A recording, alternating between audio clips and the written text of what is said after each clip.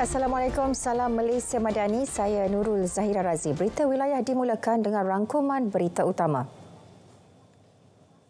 Kajian berhubung pelaksanaan cukai kepada industri kelapa sawit sedang dilaksanakan. Timbalan Perdana Menteri Datuk Seri Fadilah Yusof berkata ia dijangka siap tahun depan. Beliau yang juga Menteri Peladangan dan Komoditi berkata kajian turut mengambil kira isu kutipan ses sawit yang dilihat membebankan industri berkenaan. 7 pertimbangan mengenai ketetapan dasar kawal selia pendanaan politik diusulkan bagi menambah baik dasar rang undang-undang RUU Sumbangan Politik. Ini termasuk mewujudkan undang-undang baharu bagi mengawal selia dana politik serta pengawal seliaan dilaksana Badan Berkanun Persekutuan yang bebas dan berkecuali. Politik yang diterima oleh parti politik, ahli parti politik, calon pilihan raya termasuk calon bebas dan ejen pilihan raya. Supaya sumbangan politik dalam apa jua bentuk daripada entiti luar negara tidak dibenarkan. Supaya terdapat penetapan berhubung jumlah sumbangan yang dibenarkan dan perlu diisytiharkan oleh parti atau ahli-ahli politik individu. Beliau menjawab isu yang dibangkitkan berhubung penggubalan RUU Sumbangan Politik ketika sesi perbahasan kajian separuh penggal RMK 12 di Dewan Rakyat. Perdana Menteri dijadual memberi penjelasan mengenai keputusan melepaskan tanpa membebaskan DNAA Datuk Seri Ahmad Zahid Hamidi di Parlimen esok. Datuk Seri Azalina menjawab pertanyaan Ahli Parlimen Kota Baru Datuk Seri Haji Taqiyuddin Hassan mengenai komitmen Perdana Menteri mengulas mengenai isu DNAA di Parlimen. Datuk Seri Anwar Ibrahim memberi kenyataan tidak menolak kemungkinan untuk memberi penjelasan berhubung isu berkenaan di Dewan Rakyat pada Jumaat lalu. Halal Development Corporation Berhad HDC memain peranan penting dalam perkhidmatan halal khususnya kepada perusahaan kecil dan sederhana PKS tempatan di negara ini.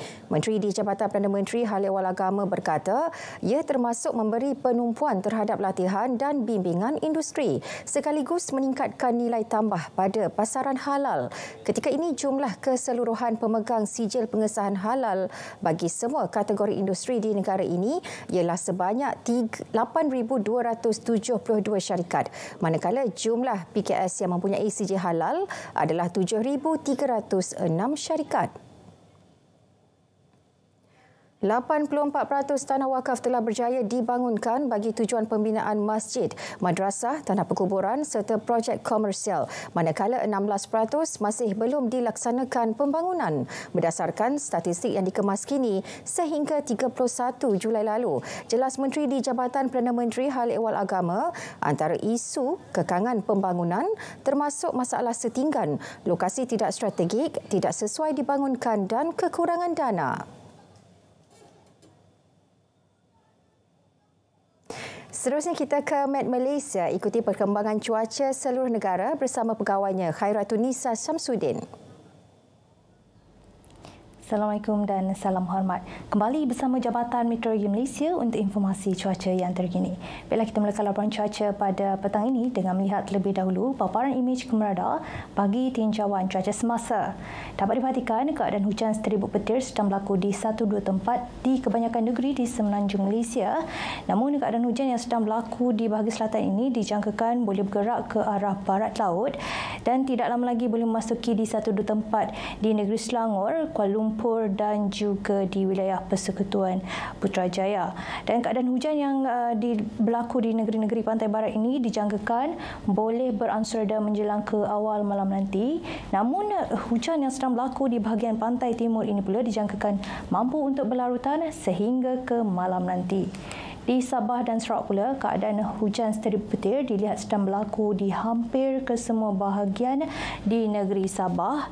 Turut berlaku hujan di 1-2 tempat di wilayah Persekutuan Labuan, manakala keadaan hujan seteribut petir yang berlaku di bahagian utara, pedalaman dan juga barat negeri Sarawak ini juga dilihat mampu untuk berlarutan sehingga ke tengah malam nanti. Menjelang esok pagi pula, satu garis badai dijangka boleh terbentuk di Selat Melaka, yang mana keadaan hujan seteribut petir boleh berlaku pada awal pagi, terutama di bahagian pantai negeri-negeri pantai barat semenanjung Malaysia. Namun keadaan hujan ini dijangkakan boleh berlarutan hanya dalam 2 hingga ke 3 jam. Menjelang pada 8 pagi esok, keadaan cuaca dijangka cerah dan tiada hujan. Manakala begitu juga dijangkakan di negeri Sarawak, namun keadaan sedikit mendung dijangkakan di bahagian pantai negeri Sabah. Baik, ini sahaja yang dapat saya kongsikan pada petang ini. Jangan lupa untuk ikuti kami di laman Facebook, Instagram, Twitter dan juga YouTube rasmi MAD Malaysia. Sekian melaporkan, Khairatun-Nisa Syamsuddin. Assalamualaikum dan salam hormat.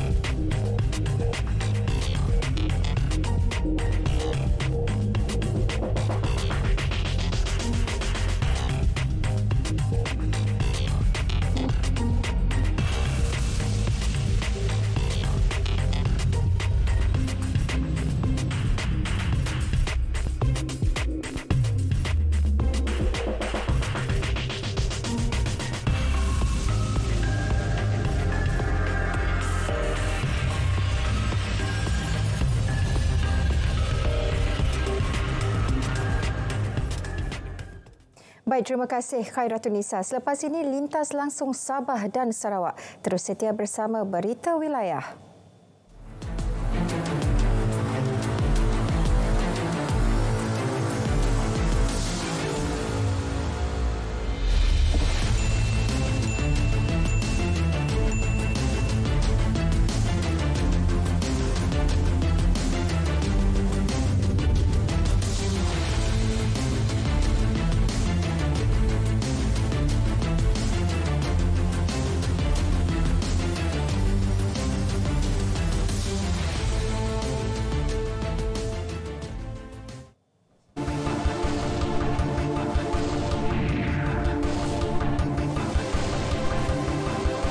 Seterusnya kita ke Bumi Kenyalang. Antara paparan hari ini, BAGSF 2 tingkatkan bekalan gas di Sarawak. Perinciannya kita langsung saja bersama Vanessa Mering. Silakan V. Ya, terima kasih Zahira. Kemudahan gas tambahan Bintulu BAGSF 2 melalui saluran paip yang baru dibina menyediakan bahan api untuk pentauliahan loji metanol Sarawak Petchem Sdn Bhd SPSB berskala dunia sekaligus menyokong pertumbuhan industri petrokimia di negeri Sarawak. To me, the BAGS 2 ability to deliver the gas as it is meant to be underscores greater things to come, both for the petrochemical and power industries in Sarawak.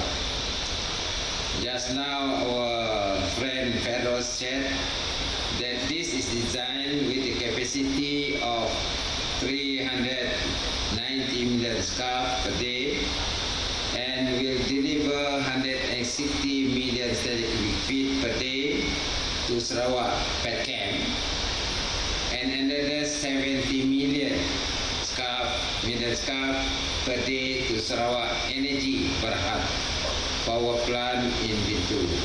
Beliau berkata demikian semasa majlis persediaan gas pertama BAGSF2 di Tanjung Kidurong pagi tadi. Pada tahun 2016, Petronas menandatangani perjanjian dengan Kerajaan Sarawak untuk membekalkan sejumlah 450 juta kaki padu standard sehari gas asli ke Sarawak untuk penjanaan kuasa dan industri petrokimia milik kerajaan yang membawa kepada pembinaan BAGSF2 ini. 5 tahun kemudiannya, Petronas menandatangani satu lagi memorandum persefahaman MOU untuk meningkatkan bekalan gas kepada 1,200 bilion kaki padu gas sehari ke Sarawak. Dalam perkembangan lain, Datuk Patinggi Tan Sri Abang Johari berkata penanaman semula hutan terdegradasi dengan spesies pokok yang cepat tumbuh dan menukar sisa kayu kepada tenaga boleh diperbaharui boleh menjadi bidang perniagaan baharu di Sarawak. Ia boleh menjadi bahan mentah dalam menghasilkan kuasa tambahan kepada tenaga hijau. Jelasnya bukan hanya menebang pokok dan menjualnya, kini sisanya dapat ditukarkan menjadi tenaga. Ujarnya lawatan ke kilang di Norway baru-baru ini di mana kilang tersebut menghasilkan sisa kayu yang juga dipanggil wood pellet, pellet kayu sebagai tenaga. Di London, England, they produce power 2,500 megawatt from wood pellet. Meaning, what we do here, we replant our degraded forest area with new fast-growing species, and that become a feedstock to produce pellet for us to produce power as an additional power to our grid. Tambahnya, dengan penanaman semula hutan yang terdegradasi dengan jenis pokok yang cepat tumbuh ini akan membolehkan kitaran untuk menghasilkan pelet kayu yang sentiasa diperbaharui. Beliau berkata demikian ketika berucap pada Majlis Makan Malam ulang tahun ke-63 Persatuan Chiang Sia Huang Sarawak Sentral di Sibu. Turut hadir pada majlis tersebut adalah Timbalan Menteri Kesihatan Awam, Perumahan dan Kerajaan Tempatan Michael Tiang Ming Te, Konsul Jeneral Republik Rakyat China di Kuching, Zing Weiping. Nasib lebih 400 mangsa penipuan pelaburan hartanah di Sarawak, Johor dan Kedah bakal terbela dengan tindakan siasatan yang lebih menyeluruh daripada polis Diraja Malaysia. Menurut Setiausaha Agung Pertubuhan Kemanusiaan Masyarakat Antarabangsa Malaysia (MHO), Datuk Isyamuddin Hashim, ia merupakan jaminan selepas pertemuan beliau dengan Pesuruhjaya Polis Sarawak Datuk Muhammad Azman Ahmad Sapri di Ibu Pejabat Polis Kontijen Sarawak di Kuching. Kita telah mendapat maklum balas daripada pihak PDRM bahawa setelah tindakan daripada pihak polis telah berlaku yang mana pengarah syarikat ataupun mastermind ataupun pihak yang mendalangi skim hartanah ini telah dituduh. Ada dua pertuduhan. Dah ada dua pertuduhan di Miri, dah dituduh dulu, dan ada hampir 13 report telah dalam siasatan, 18 report telah dibuka kertas siasatan. Jadi ini menunjukkan bahawa ada tindakan. Beliau memberitahu syarikat berpangkalan di Sibu ini turut menipu mangsa di Johor dan Kedah dengan laporan baharu yang semakin meningkat. Beliau ditemui pemberita bersama dengan lebih kurang 80 daripada hampir 400 mangsa dari Sarawak. Justru pihaknya menggesa pihak polis lebih proaktif tentang kes ini yang dipercayai telah menipu sejumlah RM50 juta dari mangsa-mangsa menerusi skim-skim pelaburan hartanah dan pembinaan rumah murah melalui ejen yang merupakan ahli keluarga, kawan dan juga kenalan mangsa. Ejen pula ditawarkan komisen lumayan sebelum menghilangkan diri dengan alasan tidak lagi bekerja dengan syarikat tersebut sejurus pembayaran pertama atau lengkap telah dibuat kepada syarikat. Kompleks sukan debat yang baru siap dibina akan diserahkan dalam masa terdekat.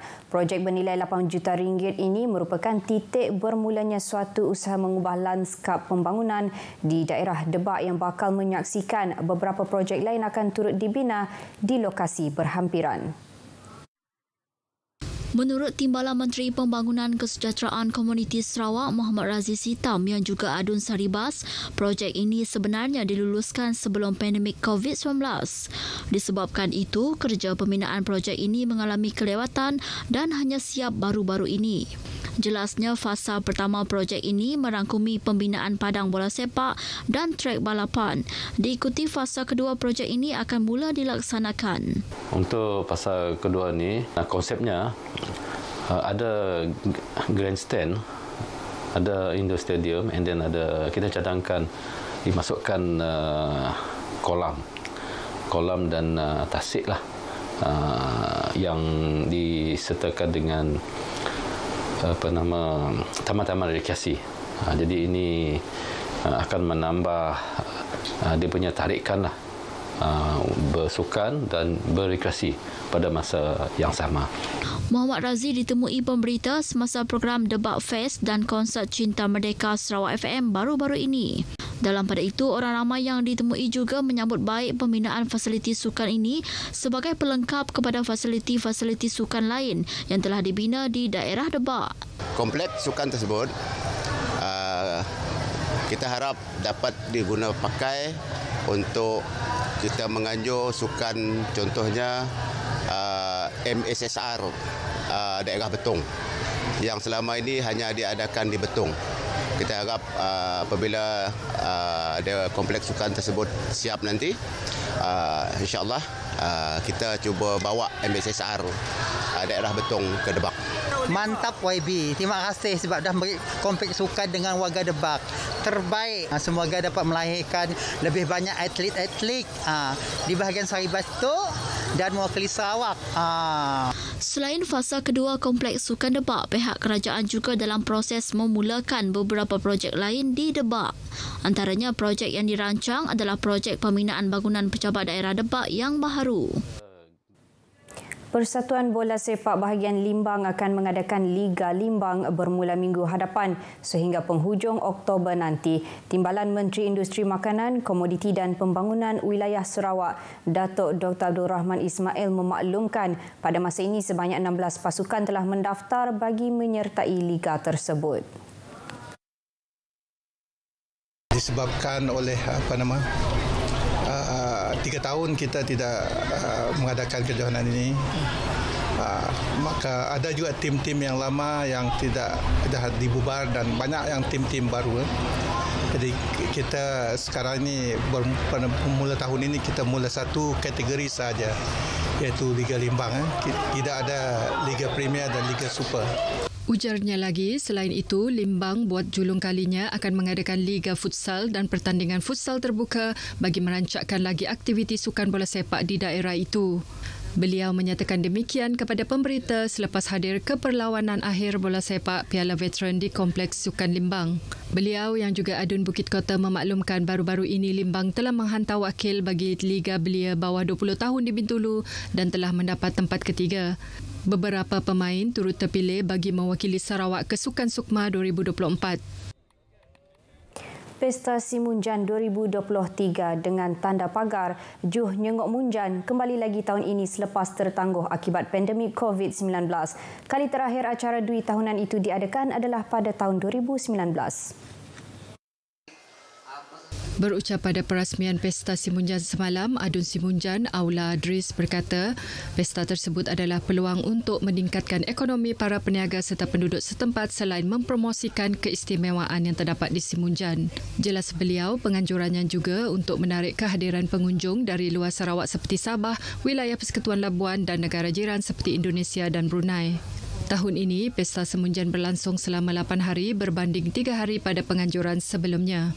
Beliau yakin dengan pelbagai aktiviti dan acara seperti bike gathering, pertandingan e-sport champion dan acara utama regata Simunjan mampu memupuk aktiviti sihat dalam kalangan golongan belia di Simunjan. Macam aktiviti bertambah lagi lah, banyak lagi aktiviti. Tapi best lagi lah pada tahun-tahun yang lepas. Bilanya bola kami nak, boleh dikatakan setiap event di bolahnya nang best, nang meriah, nang kita pergi nak, walaupun kita dari jauh datang, kita rasa puas hati lah bila datang situ. Kemudian Pesta Simunjan tu lebih meriah hari aku udah nah. Tajak pun dari hujan, banyak aktiviti lah, bakal banyak belakang bandar dari jauh lah, berkumpul. Pengunjung yang ditemui RTM turut menyambut baik penganjuran Pesta Simunjan setelah beberapa tahun tidak diadakan. Lebih 30 aktiviti disusun atur sepanjang Pesta Simunjan bermula semalam sehingga 24 September ini.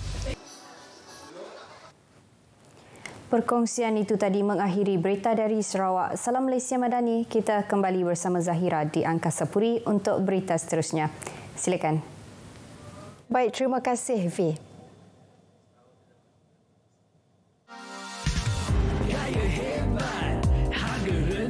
Shopee hari fashion hebat 18 setiap bulan. Shopee.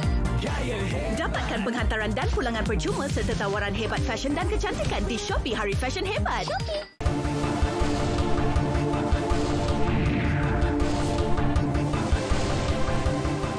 Antara fokus negeri di bawah Bayu mesti laksana program Kimia ke Desa ke arah merakyatkan sains, teknologi dan inovasi. Laporannya bersama Redwin Robin di Kota Kinabalu. Silakan Redwin. Baik Zahira. Kementerian Sains, Teknologi dan Inovasi melaksana program Kimia ke Desa iaitu program jangka luar bagi membawa sains, teknologi dan inovasi STI terus kepada masyarakat desa. Timbalan Menterinya Datuk Arthur Joseph Kuruk berkata, ia dilaksana melalui Jabatan Kimia ke arah menjayakan agenda merakyatkan STI. Melalui program ini juga peranan dan fungsi Jabatan Kimia dapat diperkenal kepada masyarakat tempatan. Melalui program Kimia ke Desa seperti ini, kita memastikan bahawa pembelajaran sains itu lebih menyeronokkan. Sebab antara kajian kita adalah kenapa penglibatan pelajar dalam aliran sains ini semakin lama semakin menurun. Antara satu sebab adalah persepsi bahawa sains itu membosankan. Maka apabila kita membuat program yang lebih interaktif seperti ini, yang lebih menarik, Datuk Arthur ditemui pemberita selepas merasmikan program Kimia ke Desa dan sambutan Hari Malaysia, anjuran Jabatan Kimia Sabah di Kampung Mansiat Sok. Program pembudayaan inovasi seumpama mendapat sambutan positif pemimpin setempat kerana berupaya melahirkan masyarakat dan pelajar kreatif dan produktif. Program inovasi ini adalah sangat penting untuk masa depan anak-anak kita sebagai pelajar-pelajar di sekolah dan selepas pembelajaran mereka di sekolah amat perlu. Ini adalah satu inisiatif kerajaan yang baik untuk menarik minat kepada kita punya masyarakat, terutama sekalian muda-mudi di luar bandar lah, untuk mengetahui perancangan-perancangan dan juga peluang-peluang yang akan diberikan oleh kerajaan.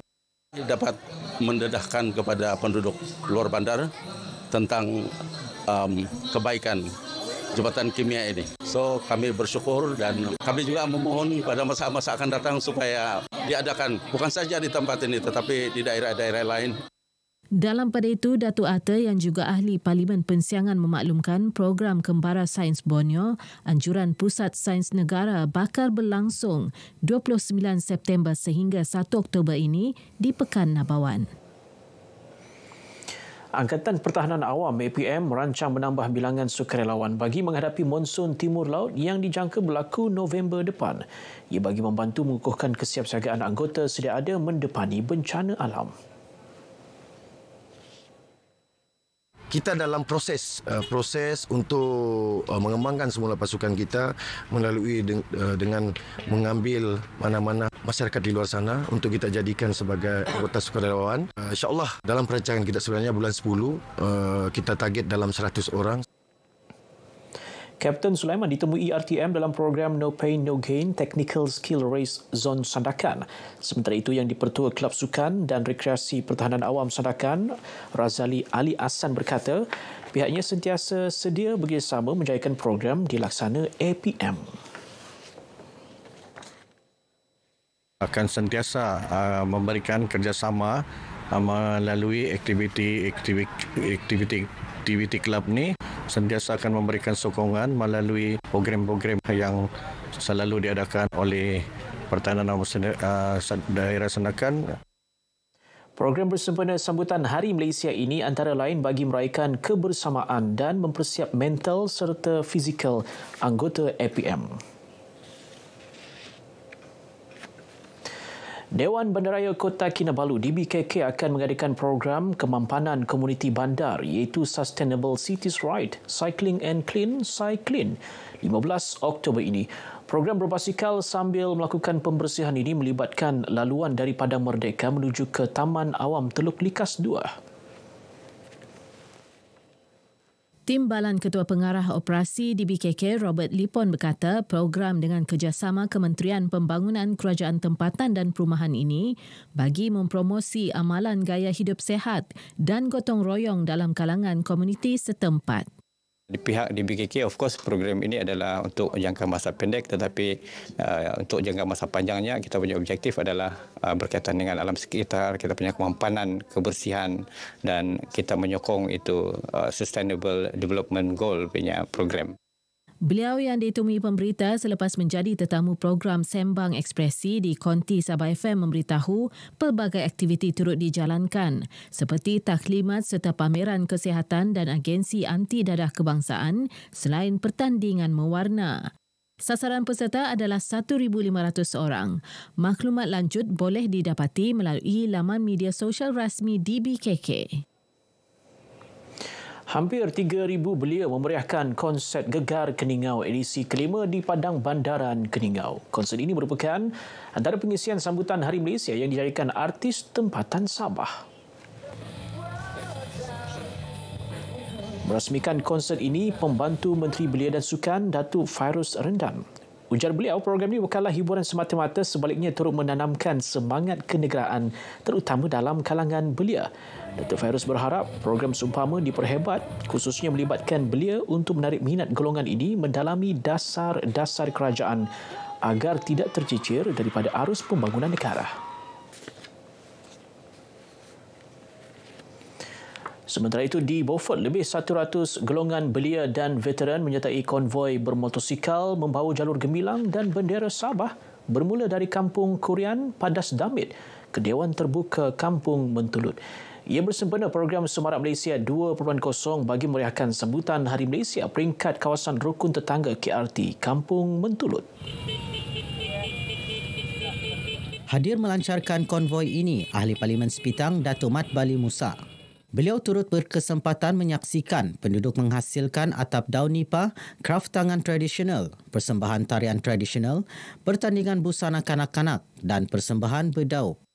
Saya berharap di masa akan datang setiap kawasan kita ini ataupun rakyat di kawasan kita ini akan terus bersama-sama menggarap langkah dalam memastikan supaya setiap sambutan Hari Malaysia ini kita sambut secara meriah dengan sambutan sedemikian, yang lebih meriah lagi apabila ada kolaborasi di kalangan rakyat di kawasan berkenaan.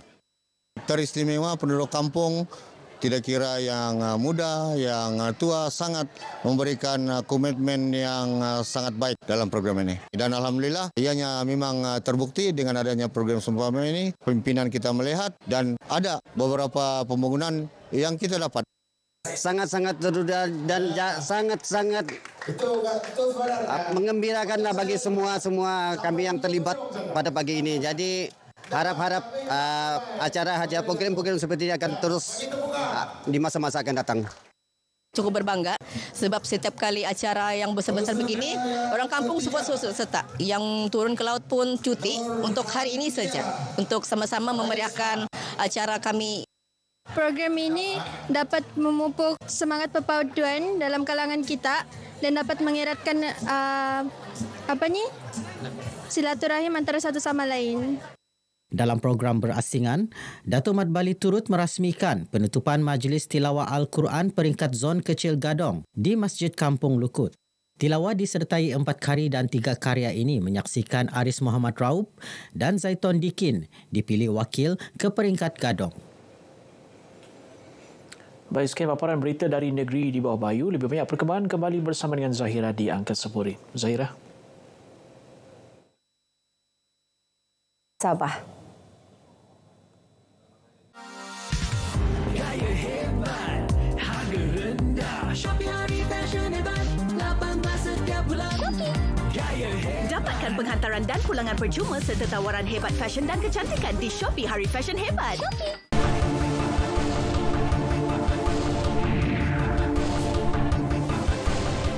Kembali lagi dalam berita wilayah. Penggerak Masyarakat Orang Asli PMOA Jabatan Kemajuan Islam Malaysia JAKIM merupakan individu penting dalam menyebarkan dakwah kepada masyarakat orang asli.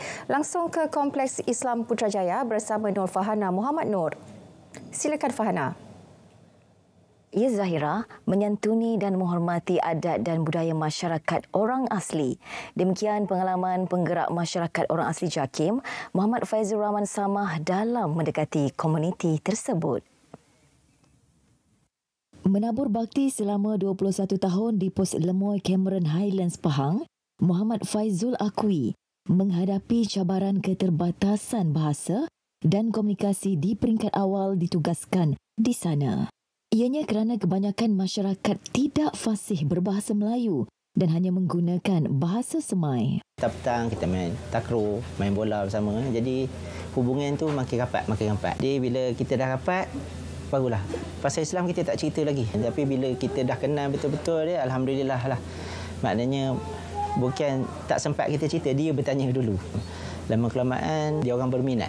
Dia berminat. Walaupun dia tak masuk lagi, tapi kadang-kadang anak-anak dia orang pun belajar. Maknanya kalau kita mengajar, anak yang tak Islam ni pergi juga dia belajar. Mak ayah marah, mak ayah bagi. Saya jumpa mak ayah bagi.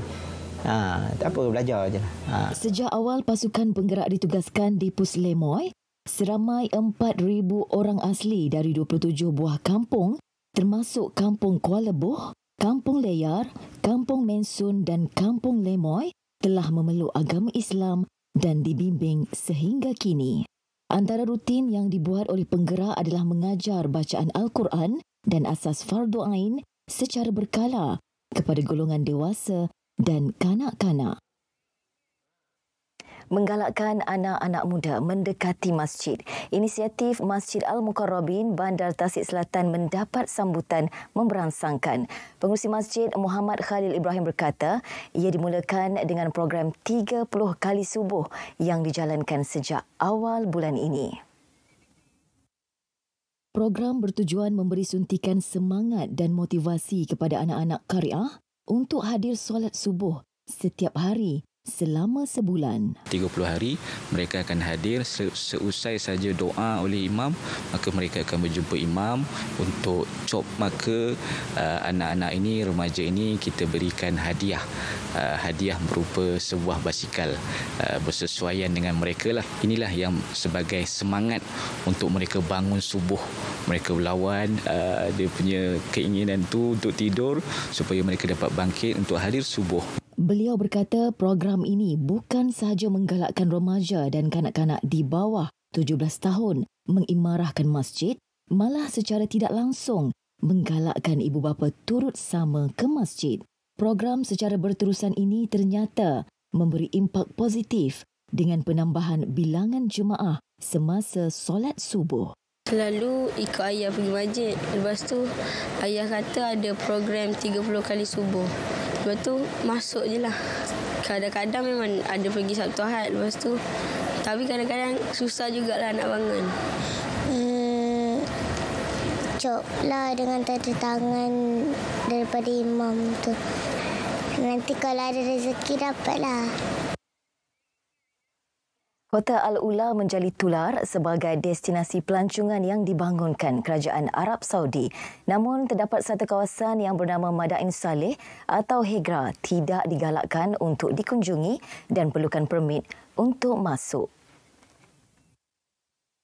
Jelas pendakwah bebas Muhammad Abdullah Al-Amin berdasarkan hadis riwayat Bukhari dan Muslim.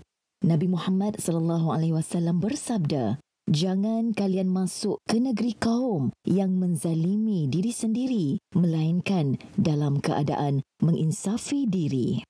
Kota Al-Ula dikaitkan sebagai kota yang dilaknat Allah kerana keegoan kaum Thamud yang enggan menyembahnya hingga akhirnya dihancurkan ketika zaman Nabi Saleh alaihissalam. Pada 2008, kota Al-Ula diangkat sebagai tapak warisan dunia oleh UNESCO. Kalau daripada sudut pelancongan yang kita nak bergembira, suka, saya tak setuju sebab berdasarkan hadis Nabi SAW. Tapi kalau kita pergi tu mengambil iktibar, maknanya sangat bagus. Sebab tu Nabi sebut kalau pergi tu hendaklah kita mengambil iktibar ataupun menangislah. Menangis tu maknanya bila kita memahami, kita akan menangislah kan, atau mengambil iktibar pada benda macam tu. Okey. Tambah beliau, terdapat hadis juga menyebut Nabi Muhammad SAW pernah melalui Madain Saleh pada tahun ke-9 Hijrah sewaktu Perang Tabuk dan baginda melarang sahabat berhenti di situ kerana ia tempat yang diazab melainkan dalam keadaan menangis. Nasihat beliau, agensi pelancongan perlu membimbing jemaah supaya sentiasa muhasabah diri apabila melawat tempat tersebut. Bahan itu tadi mengakhiri lintas langsung dari Kompleks Islam Putrajaya. Kembali ke Angkasa Puri. Assalamualaikum. Baik, terima kasih Farhana. Beras negara sentiasa mencukupi, namun kenaikan harga beras import menyebabkan permintaan bagi beras tempatan tinggi. Ketua Pengarah Pengawalan Padi dan Beras Kementerian Pertanian dan Keterjaminan Makanan, Dato' Azman Mahmud berkata, fenomena ini adalah satu berita baik bagi petani di seluruh negara. Berita baiklah kepada petani-petani kita yang seramai 240 orang di seluruh negara kerana permintaan beras tempatan yang begitu meningkat. Dan dengan pendekatan ini kita rasa ianya dapat memberi ruang dan juga peluang kepada petani-petani di seluruh negara dapat meningkatkan, terutamanya bukan setakat SSL negara, tetapi juga mendapatkan pendapatan juga SSL, pendapatan petani itu sendiri.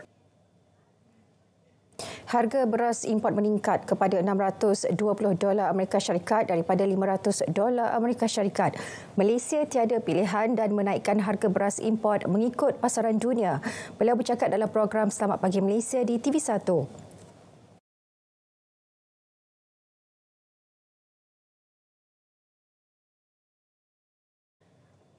Kajian berkaitan air akan dibuat di seluruh negara. Ketua Pengarah Jabatan Pengairan dan Saliran, Datuk Insinyur Dr. Ahmad Anwar Othman berkata, ia bagi memastikan keadaan air sungai dan bekalan air sentiasa bersih.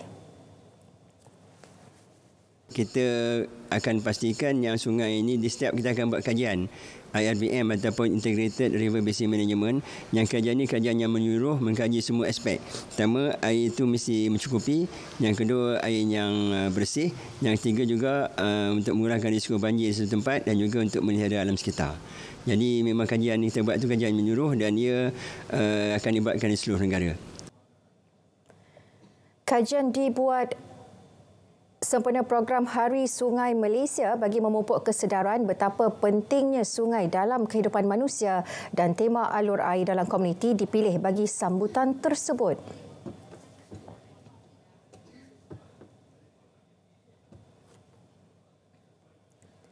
Rang Undang-Undang RUU Kawalan Produk Tembakau Dasar Generasi Penamat GEG diteliti sebelum dibentangkan kali kedua di Dewan Rakyat bulan depan. Menurut Menteri Kesihatan Dr. Zaliha Mustafa, perbincangan lanjut diadakan hari ini bersama Jawatankuasa Pilihan Khas Parlimen bagi memuktamadkan pindaan RUU berkenaan. Compound ada yang berpandangan contohnya bagi mereka anak-anak ini tak perlu compound, mereka hanya perlu kita nasihati masuk kalau ada kesalahan yang dilakukan dengan merokok dan sebagainya, diberikan community service, apapun yang terbaiknya kita selesaikan masalah ini dan kemudian kita bentang pada bulan 10 ni dan dapat persetujuan daripada semua ahli-ahli parlimen kita lah yang terbaik kan. Beliau ditemui selepas menghadiri mesyuarat persediaan persidangan COP ke-10 dan sesi ketiga mesyuarat protokol menghapuskan perdagangan haram produk tembakau di Putrajaya. Sementara itu, Penasihat Kanan Dasar Southeast Asia Tobacco Control Alliance, Dr. Mary Asunta Kolandai berpendapat RUU tersebut sangat penting untuk menjamin kesejahteraan rakyat pada masa akan datang. I believe that Malaysia can indeed approve this bill and to pass it because it is a much needed bill right now and we all want to protect children. Sejumlah 2,481 persatuan ibu bapa dan guru PIBG sekolah menengah yang mempunyai koperasi diseru menyokong perniagaan serta perkhidmatan yang ditawarkan. Presiden Angkatan Koperasi Kebangsaan Malaysia Berhad Angkasa, Datuk Seri Abdul Fattah Abdullah berkata, ini kerana kebajikan anak-anak lebih terjamin dengan keuntungan yang diperoleh. Koperasi sekolah juga selain daripada sebenarnya banyak koperasi sekolah banyak menyumbang, terutama sekali dalam kebajikan. Kita tahu zakat koperasi sekolah kadang-kadang disalurkan kepada pelajar-pelajar yang tidak berkemampuan. Jadi ada juga yuran-yuran yang ditaja oleh koperasi sekolah kepada pelajar-pelajar yang menghadapi masalah. Jadi untuk meningkatkan peranan koperasi sekolah agar mereka dapat memberi sumbangan yang lebih besar, maka kita harap supaya PIBG menyokong aktiviti perniagaan koperasi sekolah. Antaranya ialah memastikan anak-anak mereka mendapat segala keperluan harian di sekolah melalui koperasi sekolah.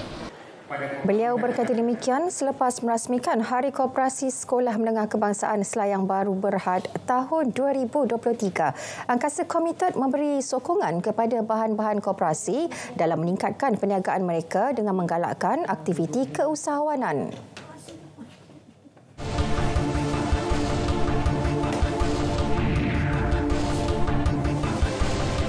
Sultan Terengganu Sultan Mizan Zainal Abidin berkenan merasmikan Kompleks Pentadbiran Bandar Al-Watiqu Billah di Kuala Nerus. Pembinaan Pusat Pentadbiran Baru Kuala Nerus ini bermula pada 15 Disember 2015 dan siap sepenuhnya pada 28 Oktober 2021. Pusat pentadbiran yang berkeluasan 187.76 hektar ini menempatkan pejabat daerah dan tanah Kuala Nerus, bangunan guna sama kerajaan yang merangkumi 6 jabatan, pusat komersial dan Dewan Perdana. Sebelum ini, Kuala Nerus diangkat sebagai daerah ke-8 dalam negeri Terengganu pada 18 September 2014. Pusat pentadbiran daerah Kuala Nerus pula diisytiharkan sebagai Bandar Al-Watiqu Billah oleh Sultan Terengganu sempena ulang tahun ke-53 keputeraan Sultan Terengganu. Turut berangkat semasa perasmian ini, Sultanah Terengganu Sultanah Nur Zahirah diiringi Menteri Besar Terengganu Datuk Seri Dr. Ahmad Samsuri Mohtar. Seorang lelaki maut ditembak ketika berada di dalam sebuah kenderaan pacuan 4 roda di hadapan sebuah kedai alat ganti kenderaan di Jalan Hutan Queen, Machang. Ketua Polis Kelantan Datuk Muhammad Zaki Hanum berkata, polis menerima aduan kejadian kira-kira pukul 5.45 petang. Siasatan awal mendapati mangsa berumur 38 tahun dan bekerja sebagai peniaga. Motif kejadian masih disiasat dan hasil semakan mendapati mangsa juga mempunyai rekod jenayah dan dadah. Berdasarkan maklumat awal diterima, suspek, 2 lelaki tidak dikenali menaiki kereta jenis Honda berwarna putih telah melepaskan beberapa das tembakan dari jarak dekat ke arah tingkap pemandu. Ekoran itu mangsa meninggal dunia di tempat kejadian. Mayat mangsa dihantar ke unit forensik Hospital Machang untuk dibedah siasat. Kes disiasat mengikut Seksyen 302 Kanun Kesiksaan dan orang ramai yang mempunyai maklumat diminta tampil membantu pihak polis.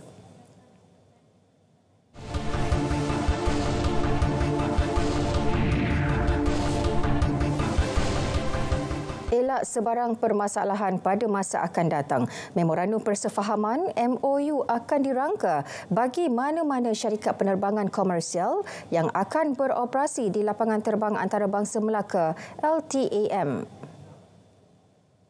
Exco Kejaraya Infrastruktur Kemudahan Awam dan Pengangkutan Negeri Datuk Hamid Maithin Kunju Bashir menyifatkan kegagalan menyediakan sebarang dokumen perjanjian antara punca syarikat penerbangan menarik balik perkhidmatan mereka di LTAM baru-baru ini.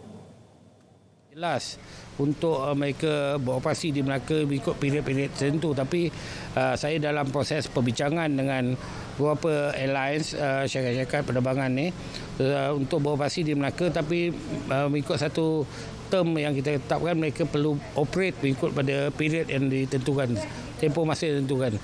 Jadi sebelum ni mereka beroperasi mengikut pada demand. Jika ada penumpang, mereka jalan, dan bila demand drop, mereka menamatkan perkhidmatan mereka ikut kehendak mereka.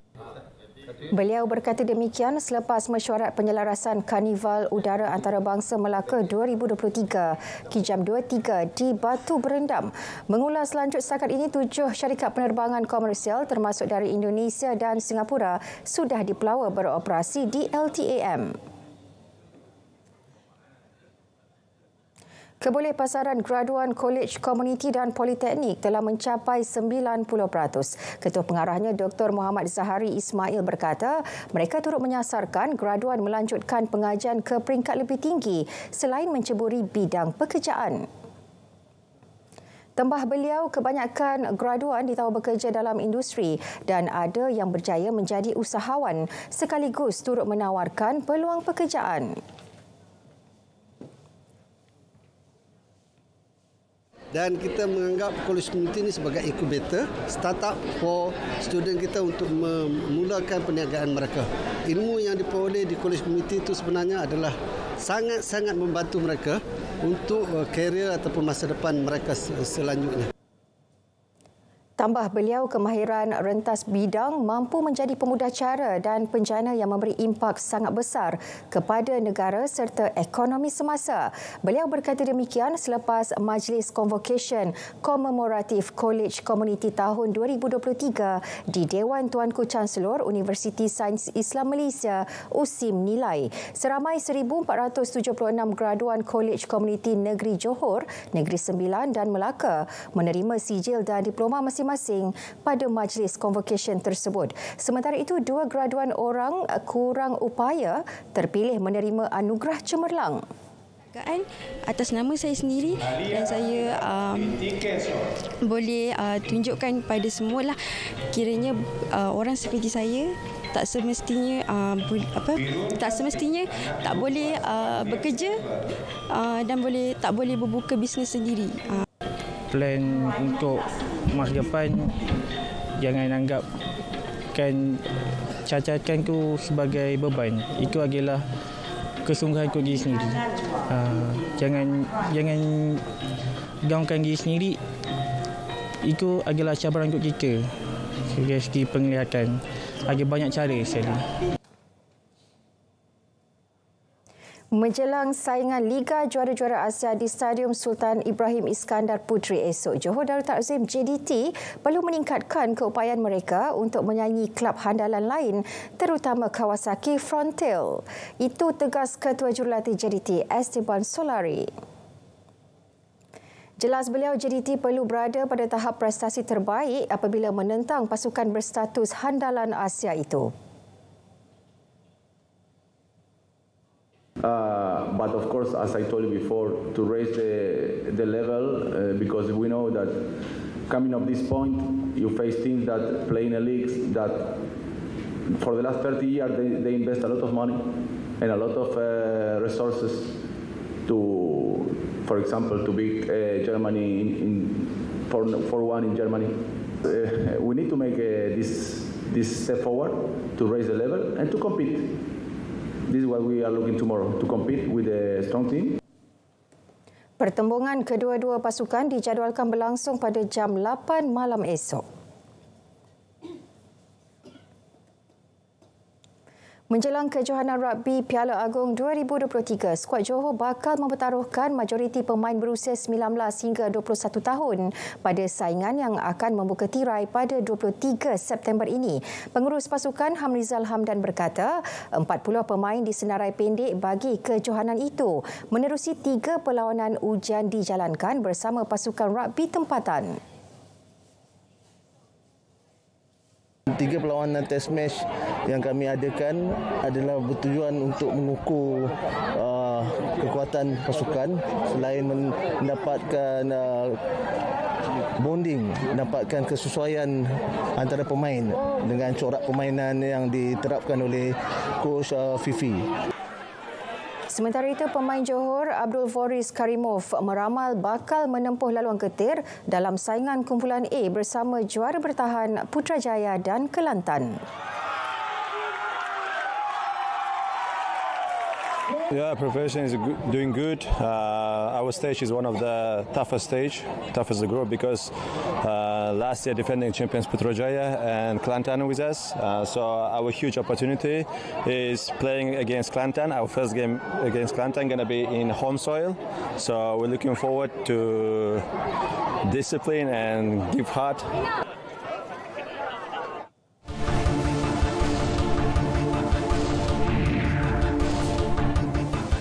Belanjawan 2024 dirancang dalam kerangka ekonomi madani dengan matlamat memberi fokus menstruktur semula ekonomi negara. Timbalan Menteri Keuangan 1 Steven Sim Chee Kiong berkata, kerajaan mempunyai pelbagai kaedah dalam mengimbangi keuangan negara. Kekayaan hasil pertumbuhan ekonomi dapat diagih secara adil kepada rakyat sekiranya ekonomi Malaysia berkembang dengan pesat. Menaikkan siling, menaikkan lantai. Cukai dikutip pun bertambah. Maka kita boleh menyediakan infra yang lebih baik untuk rakyat. So, kerangka ekonomi madani, naikkan siling, naikkan cukai. Fokusnya kepada SME, usahawan, sebab kita tahu SME merupakan tunjang ekonomi, 98% of the economy. Keduanya, fokusnya juga kepada, bukan saja kepada golongan B40, tetapi kita juga nak memperkukuhkan semula, memperkasarkan semula golongan pertengahan, the middle class. Usaha memperkasa golongan berpendapatan sederhana M40 menjadi agenda utama kerajaan. Berikutan golongan itu paling terjejas semasa pandemik COVID-19. Beliau menyatakan semasa program Jelajah Belanjawan 2024 Negeri Perak di Ipoh Perak. Seorang lelaki warga emas maut dalam kejadian kebakaran di Kampung Pisang Air Hitam. Mangsa yang juga merupakan orang kurang upaya OKU ditemukan rentung di dalam salah sebuah daripada 2 unit rumah kampung yang terlibat dalam kebakaran tersebut. Lebih kurang 3.40 pagi tadi dan jentera kami sampai di lokasi pada jam 3.50. Semasa pemadaman kita melihat terdapat melibatkan 2 buah rumah jenis kelas B dengan keluasan lebih kurang 2,000 kaki persegi. Dan pihak bomba telah menemui seorang mangsa dalam keadaan rentung bersebelahan di bawah katil. Kebakaran berjaya dikawal pada 4.28 pagi namun kedua-dua buah rumah telah musnah sehingga 90%. 3 warga emas ditemui rentung dalam kebakaran melibatkan 8 buah rumah kedai 2 tingkat. Kebakaran berlaku di Jalan Sungai Emas, Kota Kuala Muda, Kedah awal pagi tadi. Mangsa 2 wanita dikenal pasti sebagai Yong Swee Lan, 93 tahun dan Lee Chiu Fong, 61 tahun serta seorang lelaki Lim Yang Kui, 66 tahun. Menurut Pengarah Jabatan Bomba dan Penyelamat Negeri Kedah, Awang Hizil Awang Bujang, mangsa pertama ditemui pada pukul 3.19 pagi selepas kebakaran berjaya dikawal pada 3.08 pagi. Manakala mangsa kedua ditemui pada pukul 6 pagi dan kemudian mangsa ketiga turut ditemui. Pihaknya menerima panggilan kecemasan mengenai kebakaran kira-kira pukul 1.12 pagi sebelum beberapa jentera dari Tikam Batu, Sungai Petani dan Kuala Muda, Pulau Pinang dikejarkan ke lokasi. Kerja pemadaman turut dibantu pasukan bomba sukarela bertekatan. Kebakaran menyebabkan setiap rumah terlibat musnah hampir 80%. Kesemua mayat mangsa diserahkan kepada pihak polis. Punca dan jumlah kerugian masih dalam siasatan.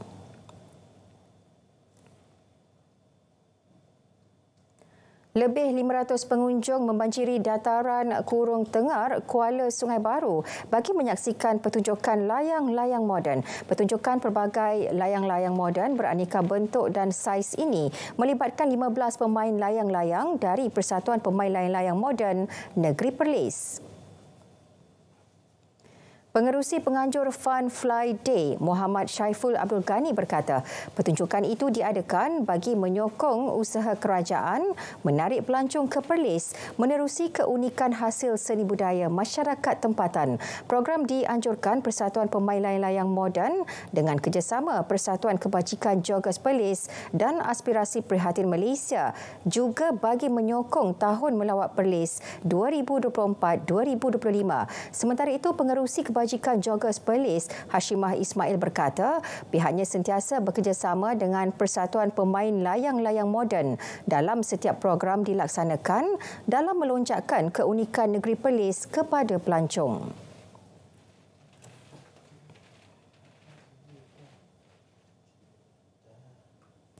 Stadium ikonik Negeri Pahang bakal berwajah baharu seiring kemodenan. Untuk itu, Perbadanan Stadium Darul Makmur PSDM bakal melakukan pelbagai proses penambahbaikan. Ikuti laporan disediakan Atira Haswah.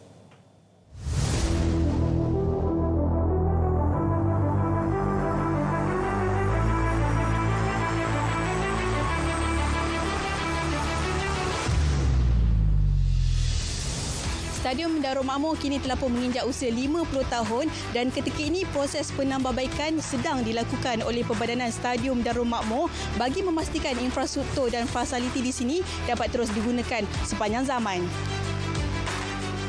Pengurus PSDM Izzat Zainan Muhammad Safian berkata, konsep memodenkan bangunan yang dibina pada tahun 1973 diambil pihaknya secara proaktif dengan sinergi bersama Kerajaan Negeri Pahang. Kita cuba untuk menjadikan stadium ni satu tempat riadah yang selesa untuk semua orang lah.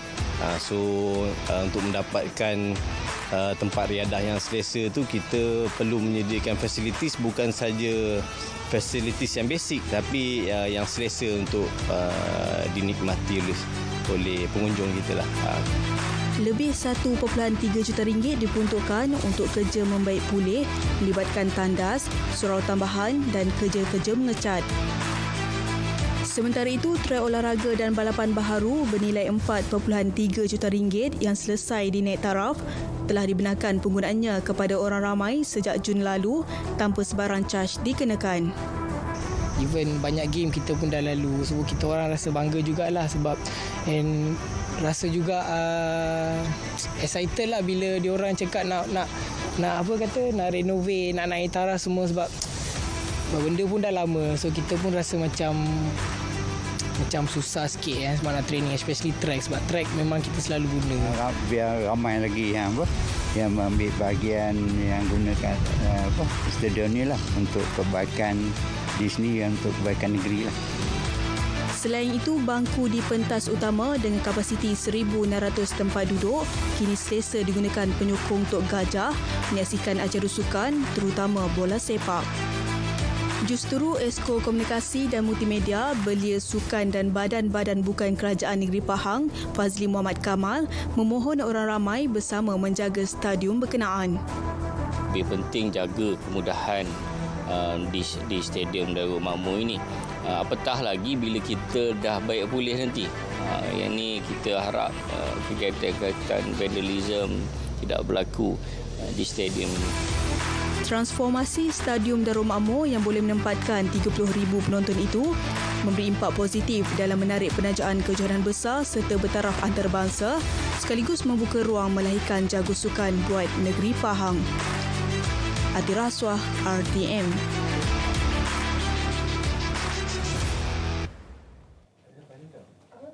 Baik saudara, berita wilayah berakhir di sini. Saya Nurul Zahira Razi. Malaysia Madani, tekad perpaduan penuhi harapan. Assalamualaikum.